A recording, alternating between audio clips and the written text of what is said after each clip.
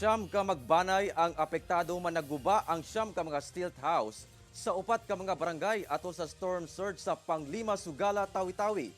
Ani ang detalye. Igo na lang sa pagpanguha og mga naglutaw nga mga tabla ug ubang kahoy nga bahin sa naguba nga balay kini mga residente sa barangay Luok, Buntal, Panglima Sugala, Tawi-Tawi.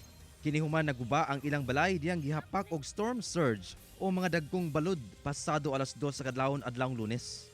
Sumala sa MDRRMO Panglima Sugala, miabot sa siyam ka stilt houses sa maong lungsod ang nangaguba gumikan sa maong storm surge.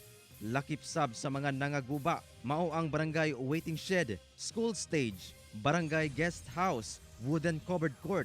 Sa tala sa MDRRMO, apektado sa storm surge ang upat ka mga barangay sa lungsod nga mao ang Luok, Buntal, Tabunan, Tungbangkao ug Tundon.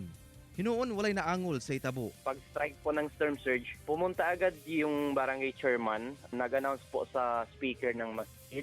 Bale, nakamunga po kami na pag may sakuna, storm surge o yung typhoon, bale gagamitin po ang speaker ng masjid. Doon magsasalita ang sinumang ma-assign ng barangay for forced evacuation po. Gilayong gitagad sa LGU ang siyam ka apektadong magbanay kinsa temporaryong namakwit sa mga evacuation center sa maong lungsod.